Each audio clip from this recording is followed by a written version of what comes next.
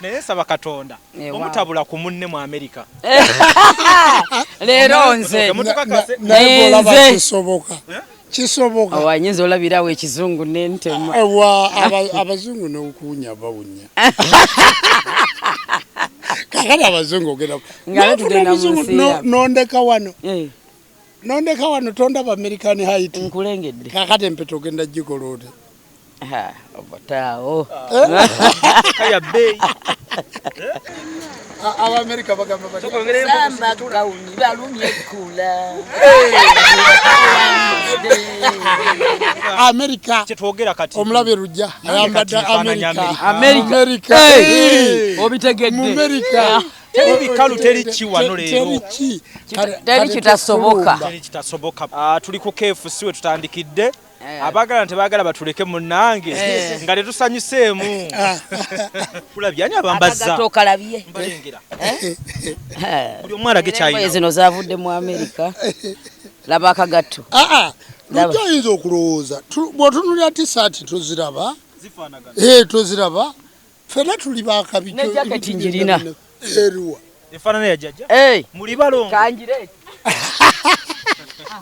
yino lwakubanze sinayiwako nange njirina ate kino kyemutaddeko ku ngulu kino ekiriŋŋanga anti mu culture mu America tugenda bakulembeze banzikiza ya buwangwa naki President General w'abasawo b'ekinansi Senga Kulanama ne Ssaabakabona Jumba Lubo aligaweesa bagenda okukiikirira enzikiriza y'obuwangwa n'ennono mu lukiiko lwe bayita Una Convention olugendo okubeera mu America kati olukiiko luno lutandika ng'ennaku z'omwezi 29 mpaka ng'ennaku z'omwezi 4 kakati olwo 29 ffe tugenda kwetoloola America gwe buli kasonda k'omanyi okutuuka ku 29 tugende ku Una Convention tusinkane abantu baffe bonna tubalabe ate tumalirize tukyuse tukole ki tudde ate bwe tunaamaliriza okukola ekyo tugende mu nsi gye bayita Canada mu nsi gye bayita Canada bwe tunaatuuka mu nsi gye bayita Canada nayo tumalirize ebyayo byonna nga bifaanana ate tukyuse tudde mu Uganda wano tugenda kudda ng'ennaku z'omwezi 7 tujja kutuuka nga 8 naye ng'eri tujja kusimbulayo nga 6 tutuuke wano ng'ennaku z'omwezi 8 tukomewo wano tusange abantu baffe wabula abantu baffe kye balina okumanya kabona kasiko mutaasa bakabona bannabbona abakkiriza bannayuganda mulina okwekuuma bulungi ate omuntu bw'okola ku kasente n'okafuna gendako Amerika lujja yensi ensuubize teriyo nsi eri waggulu waayo kibi nnyo okufa nga passport yo teri mu visa ya Amerika obusobozi obulina ng'obusobozi obukola ki abalala baziba mma abalala yagamba tikube ngome une sewaswa kazaala baana kube ngome une sewaswa kazaala balongo yozala webale sewaswa kazaala baana walera n'oyonsa kazaala balongo be baabo kazaala baana Judge Senga tegeeza abantu mu America jjojja please you people my client of America I'm going to airport right now. I'm going to be there on Monday. Yes, on America. Just wait for me in Derita section there. There I'm coming just now. Mpulira oluganda luntamye nyatandika kwogera luzungu. Yes, I'm kwetegekera nnyonyi now.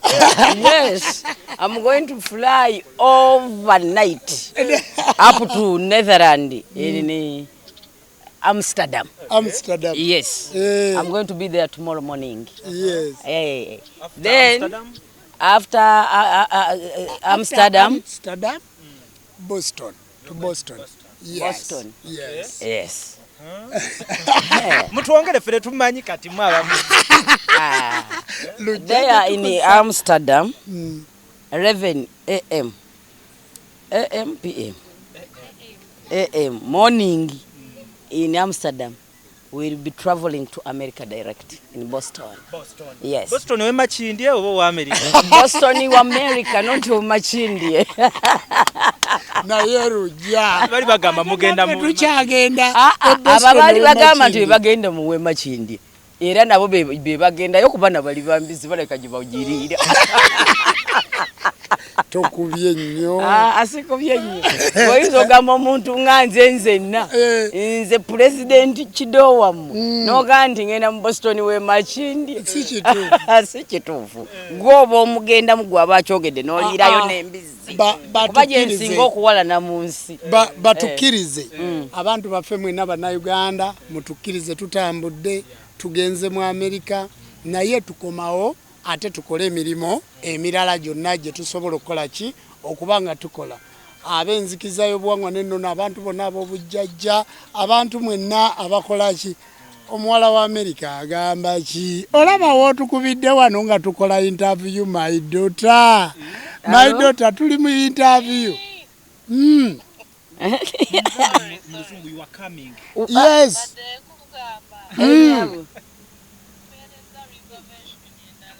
Okay. Thank you so much. Tubadde ku interview ya Caviton Music ng'atubuuza tujja mu America. Kakati tujja. Tujja tubadde mu interview ojja kugiraba. Tegeko omuceere. Omuceere n'enkoko. Yagenda okutuvuga oyo yagenda kutuvuga. Tuli wano ku airport. Kale.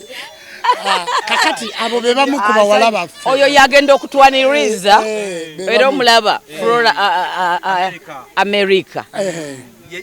Hotelo yeyo nga ya yeyo. Okitegedde? Awe tugenda okusula. Okitegedde hoteli ogirabye? Abantu abali mu America, abali mu mawanga ago. Njagala mutegere tuyinayo abantu baffe bangi era bwe tugenda olanga batutegekera mu Uganda neri ate batutegekedde okusinga neeno kubanga abantu baffe baba batwetaaga tukola ki okutulaba era wano kansinziire wano nebaze bakabona bannabona abakkiriza abavudde mu kusinza okwolwaleero ku Lwomukaaga ne bagamba katugende tuwerekereko Ssaaba Kabona waffe nga bakulembeddwa Kabona Kakkata basajja lwazi Sebintu bakulembeddwa Kabona Lwajjali bakulembeddwa Ssaabatabiriza w'obutabiriza bwa Mukono bakulembeddwa Kabona Kakoma Ibanda Kabona Sekate bakabona bonna abakulembedde bannabona bannyinaze abaana baffe bonna batuwerekeddeko okujja ku airport. Twongera okwebaza Nono TV, Bukedde TV, twongera okwebaza Caviton Music, twongera okwebaza abantu mwenna abatuwerekeddeko. Tusaba Katonda w'abajjajja abawa omukisa ebisigadde tujja kuwuliziganya. Abantu bangambye otuleeterayo ngenda kuleeta ebintu bingi naye okusinga nja kuleeta amagezi ate ngenda kuleeta n'amajja. Ngenda kuleeta n'amajja amajja gajja ate nga tewali majja waliwo ekigenda maaso. Ab'e Dubai bakwesu. Ab'e Dubai tujja oluva mu America. Tujja ab'e Dubai mutulinde. Tujja naye. Tujja. Ne omwana akwata kamera gwe mutamanyi bakamala n'omutikira diguli. We are bringing him. Atayina mwami nga wanyirira bulungi weetegeke. Lujja tumuleete Dubai. Naye gwe okimanyi nti oluva mu America bwetu wiiki eddako tugenda kubeera Dubai. Tugenda kubeera Dubai olumaliza omukolo gwa 14, 16 era tujja kuba tugezaako okussaamu visa ya Dubai mangu ddala. Tugende tukyalireko abantu be Dubai batwagadde. Abaana be Dubai batwagadde. Abaana abawala abantu abali e Dubai abantu bangi. Dubai mwetegeke tugenda bakyalira nalo. Nalo na mutima tukole conference abantu be Dubai batwagalidde emyaka 10 batuyita tetugenda wa Dubai. Ekyacha tugane Dubai.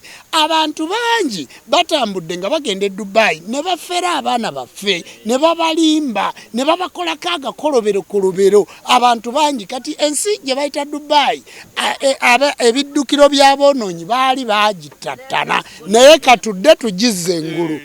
We are going to the airport. Tutwala jjajja ne Senga. ndowooza olabye embeera naye nga jjajja alesa akyankalanyiziza wano bwe tuli wano bannayaguze enkoko tulidde enkoko fe tetukubanja jjajja tetukyakubanja ebisigadde tujja kubiraba eyo bwe tunaaba nga tumaze bisaso naye waali famire yonna weeri bawerekeddeko jjajja Senga yatandise dde okukubulako ndowooza olaba akubuze nako abula tono munayingira Amerika bano bagenda kwebulako tutiddemuko ayinza funa omuzungu omukazi batandise bulira Uganda Senga aliwa tulage Senga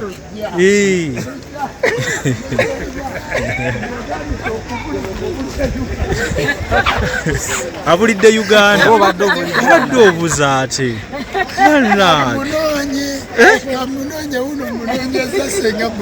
banna abadde akyasiibula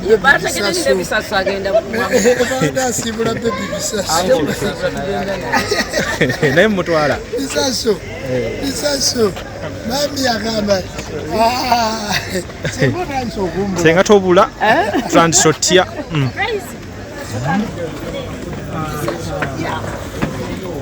naye nga bisaso kye tuliko akimanyi agenda yagambye dda aeroplane ogenda bulaba tutambula tuwerekera kati yabitegeera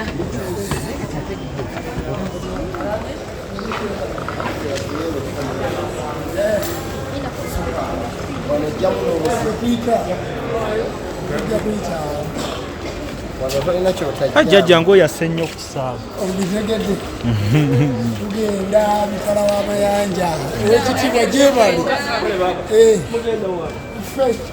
tetugenda mu Amerika chekini yaffe ya sawa KLM etandise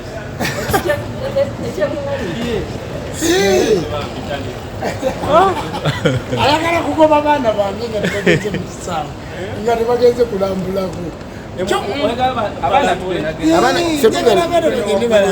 tugenda waggulu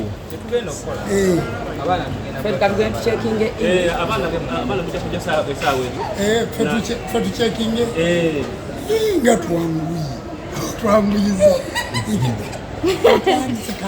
kati ote otidde kati jjajja otidde Amerika wala mukulu lujja kati tugenda ku check-in kategeeza abantu timutuuse ku airport bulungi olugendo olulisigadde Kampala tugenda abaana bayikasisa amasanga nga balise byonna kale asebo tebanyabo tutuuse bulungi tugenda ku checkinga in kati tugenze mu kibuga Boston mu Amerika tugenda kutambula bulungi era olunaku lwa Sande tugenda kubera mu Amerika asebo tebanyabo tubasiibudde mutukkirize tugenda kulekera n'ensebo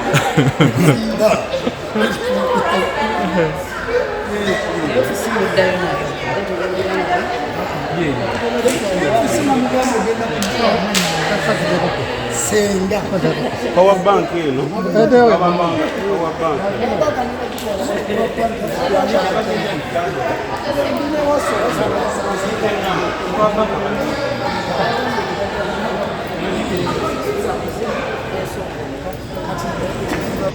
asebo ne banyamutwa